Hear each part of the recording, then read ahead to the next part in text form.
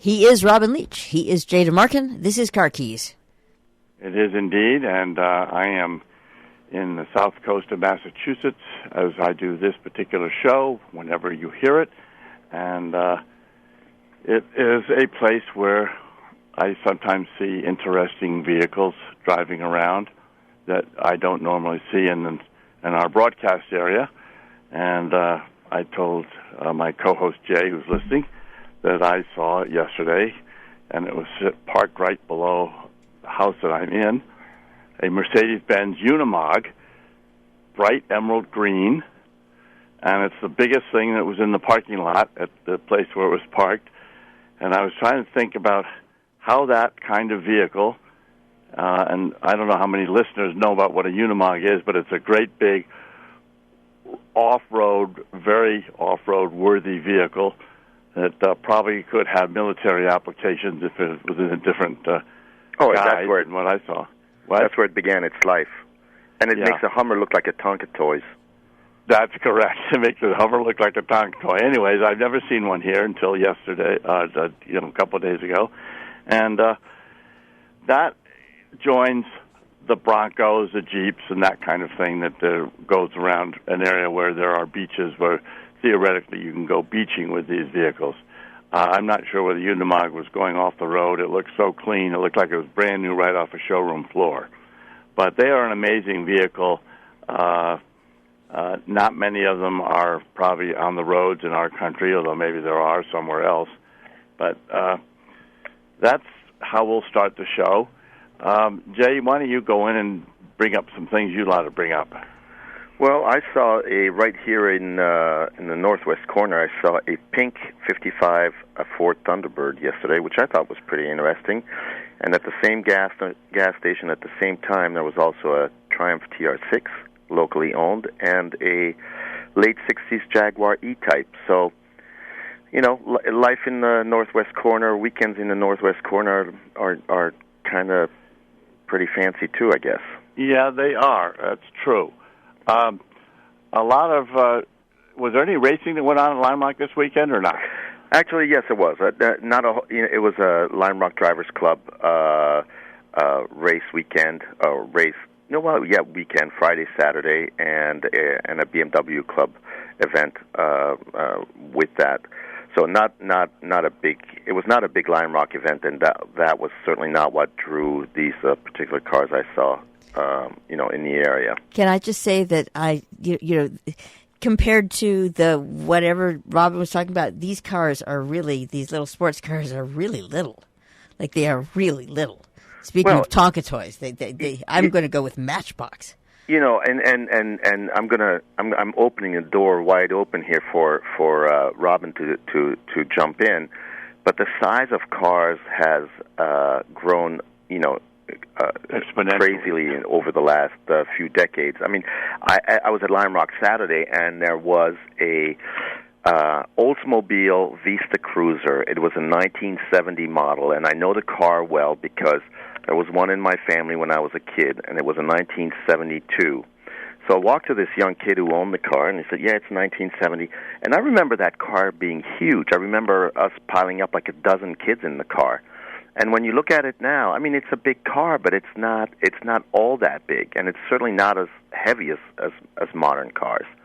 Well, over here, there's a Oldsmobile convertible from about the 1960s, and those were huge vehicles, Jay. Remember the General Motors and Ford were building these huge boats? And I think that Oldsmobile that I'm talking about is probably, I didn't measure it, but it's got to be between 18 and 20 feet long. It's also wide.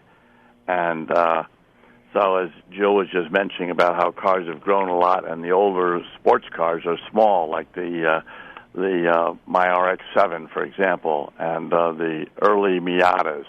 The Miatas, or the MX-5s as you call them now, or we call them now, are a bit bigger than they were 20 years ago, but all the cars, my Bronco that I had, the 69 and 73 versions, two-door only at that time when they were made, seem much more agile and functional than the new Broncos do.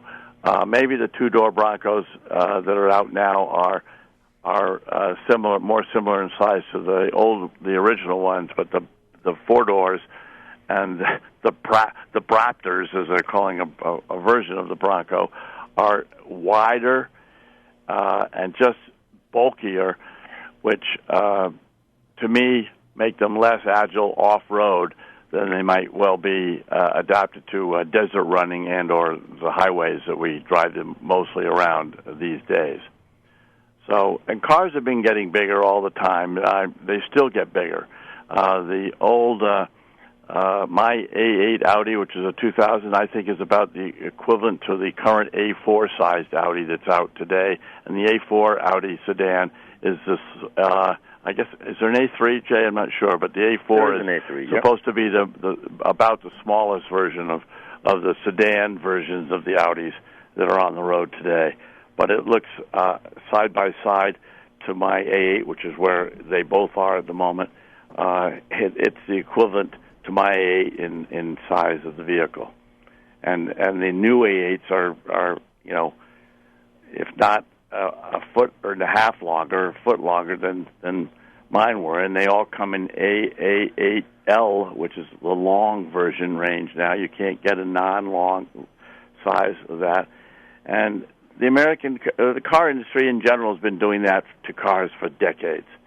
Well, when you see the old cars that Jill was mentioning, they are neat to look at. They are actually a lot of fun to drive, but boy, they don't hold the road like the heavier weight, longer versions of some of these cars that they succeeded do today. Well, they look tiny. That's all I'm going to say. And they sound. Well, they don't have a lot of safety features. They don't have airbags in them. They don't have crumple zones. They don't have frames and they're a lot lighter weight, and they're more agile, and they drive very differently.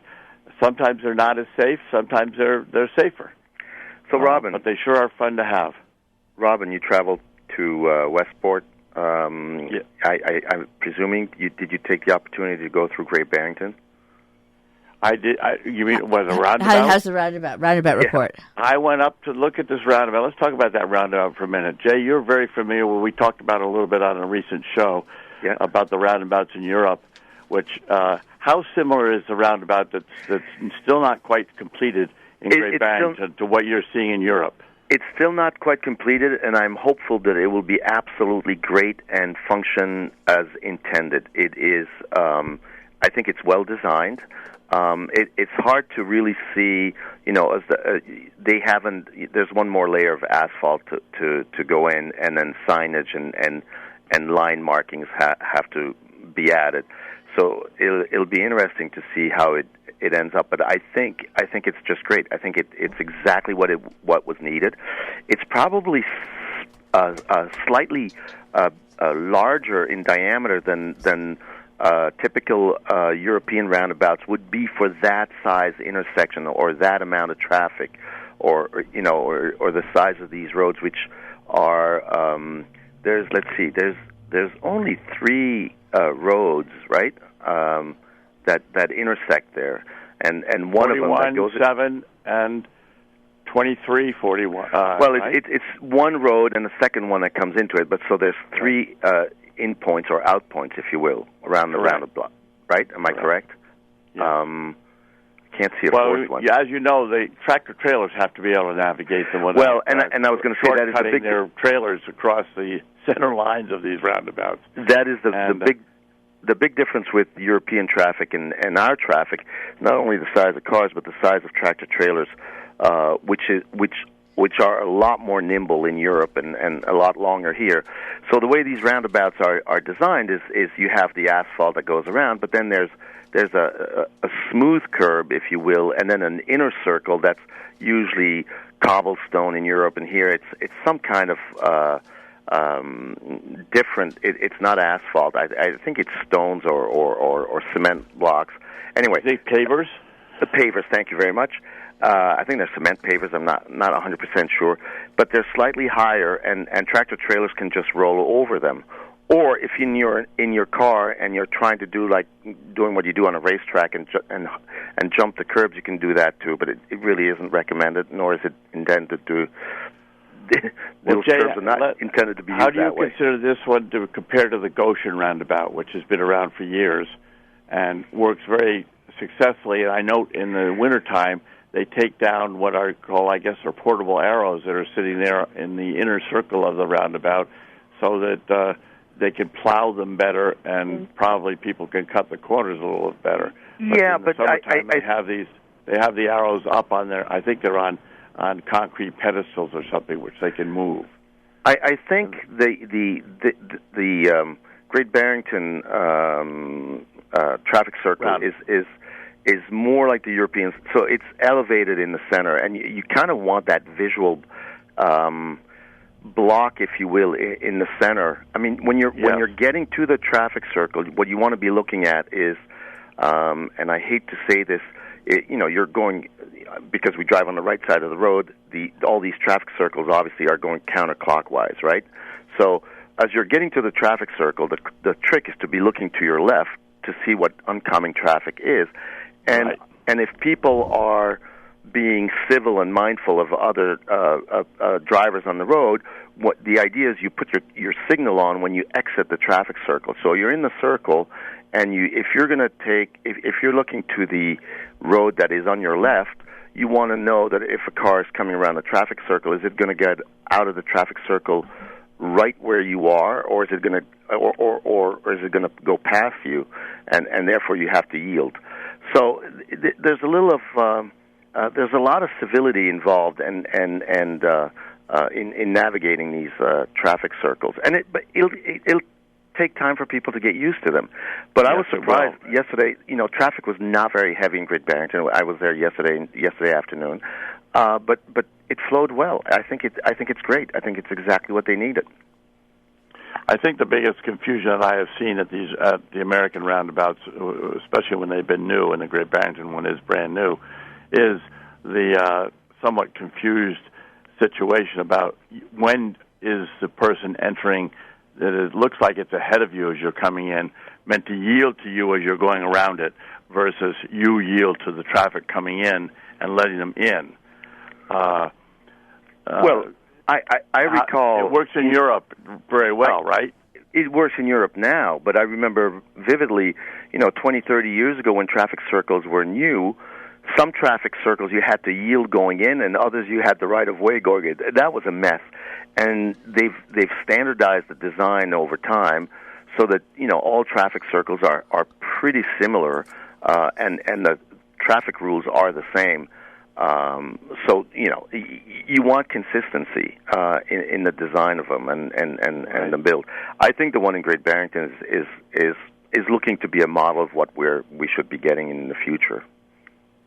Okay. And the mentioning that it's standardized is probably helpful. Yes. For those of us who took one look at it and our brains sort of went flying out our ears and like, okay, I'll just go around. I'll go another direction. Well, sometimes people fight for positioning in the roundabouts. That's not good manners, by the way. It's not good manners.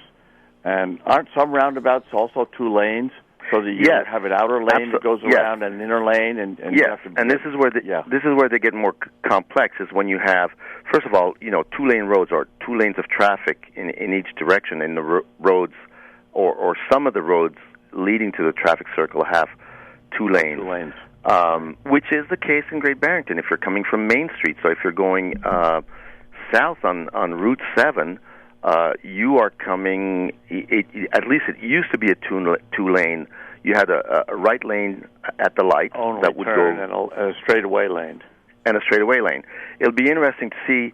I think this is going to be a merging 2-to-1 lane way before the traffic circle, which would be the smartest thing to do. And again, that we'll only know when the work is finalized. But a merge into 1 lane before the traffic circle, and then just it's 1 lane around the traffic circle. But yes, in Europe you have 2 lanes around the traffic circle in a lot of cases. Obviously in larger traffic circles. And again, that takes a little more time yet to learn how to navigate. I'd like to change topics if we can. Sure. Jay, I have a race car question for you. I should know the answer, and I don't, but I watched the Lime Rock delayed race that went on over, I think you were still in Belgium and missed it. Yep. But they delayed it. I watched it last week. And my one question was, are Audi's Quattros now in the races, or are they front wheel or are they rear wheel Audi drives only? I remember the Quattro was a big controversial advantage that Audi's had. If this was a GT3 race, and I'm not... I think it might have been a GP3 race. If it was there the were main Audi race, A4s GT3 or something. I don't know what Audis were running, but Audi, are they running Quattro or not? I believe not. I think the GT3 cars are, I know that for a fact, if there's still some running, which are the same as the Lamborghinis, or pretty much the same car as the Lamborghini, are rear-wheel drive only and rear-engine, rear-wheel drive. And if there was a GT4 race, I am 90% sure, and I should know the answer, that those cars are front-drive cars. Okay.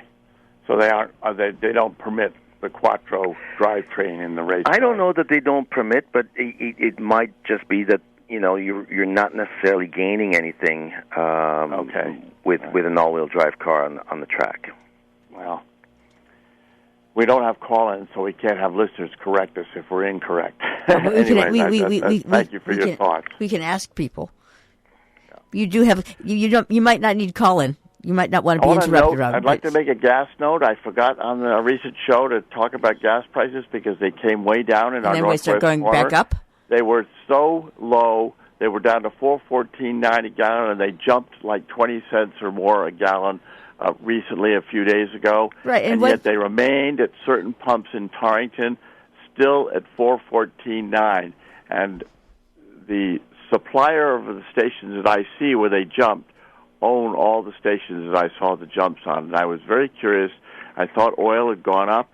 I watched oil pricing on a last Friday or Thursday, and the prices had come down. And yet this particular supplier had a big increase across the board in our northwest corner, taking the advantage we all had for a few days far away from what we were enjoying. You mean you're talking about that advantage that's getting the oil companies like the $37 million a second? That advantage? I don't care about that. I just was surprised that one supplier jacked the prices up significantly, as if everything was going to go back up again. So, and, by the way, Jay, has not happened. I want to bring up a little experience I had last week. And I'm going to put Volvo on the spot here. I have a client who has they have a Volvo hybrid XC90, which was an expensive option when that model came out with the hybrid powertrain. I think it added like $18,000 to the price of the car. That's a lot of gas. Anyway, they've run into trouble with the car. The car broke down actually in front of my house, and so they asked me. They called the Volvo dealer, and that dealer will remain nameless for now. And the dealer knew that they had to do work on the car, and they had ordered parts. So the dealer knew the car had to come back to the shop. And they said, we need to get it towed in. And they said, call Volvo, I don't know what it's called. 1-800-VOLVO equivalent. Yeah, and so they called and they said, you cannot schedule a tow. We'll pick up the car within 45 minutes of when you call us in and ask us to tow the car. So they were leaving town and they asked me to do it. So I call Volvo Care, and I'm not sure what the concierge service is called, and sure enough, somebody answers on the first ring.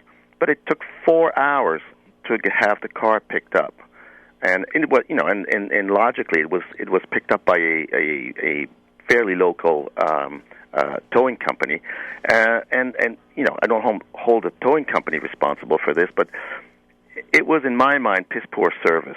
And Volvo has been one of the manufacturers touting their concierge service. They tried to get this. What was it, Robin? A couple of years ago, where you could, buy a subscription and just drive a Volvo for a week and then drive another one. Right. And it just shocked me as how lousy their roadside assistance service actually is. Well, hopefully this is just an isolated incident. For listeners who have had to use roadside services, and I recently had to use AAA, and it took 3.5 hours before the car finally got taken off the side of the highway where we were stranded and delivered to a location where I was going to pick it up the next day. And I don't know whether concierge service means much more than what regular service when they use third parties to come and pick up cars. I don't know how any dealer or manufacturer can promise concierge service on a 45-minute pickup after you call and actually provide it. If they can, maybe Rolls-Royce could, but I think this concierge service claims that they may have a concierge aspect to some of their services, but I don't think it applies to roadside towing when you have a breakdown situation, because these dealers don't have their own trucks that they can just launch. Well, I guess my beef here was twofold. One is that the dealer shoved the responsibility of calling the roadside assistance on the client instead of doing it themselves and managing that themselves. Okay, and when I have an answer to that. I have a like-kind problem, which I'd like to just get in before the show ends. Well, you've got 2 minutes. I had a Jeep, brand new. It broke down. I locked myself out of the Jeep. I could see a Jeep Chrysler dealer from where I was locked out of my car, and this was several years back. And I called the Jeep dealer. I thought they could have come down and provided concierge service. It didn't need to be called that. And either pick the car up or probably have their own electronic key or way to get into the key. But I had to call. They told me that I had to call Jeep Roadside Assistance, and it took 3.5 hours before I was unlocked. I was able to get into my car. And I'm going to add to that. 30 seconds to access the door opening when they got there, but it took 3.5 hours to get there. And I'm going to add to that, and Robin, you might remember this, but it'll tell you how old you are. Way back at the beginning with Isuzu, I had to call 1-800-ISUZU, and they were happy to come get me in 3 hours or whatever, but they were only going to tow the car to the nearest dealership to where I broke down, and I needed it to go someplace, and that's a whole other can of worms. Anyway. Yeah, well, roadside assistance is problematical, and people should not. I mean, theoretically, it's a good service to have, but if the third-party jobbers are not nearby, you just can't expect quick roadside assistance anywhere in this country. And so that means don't leave the dealership. To happen. It's a crapshoot as to whether it's going to come in an hour or 3 hours.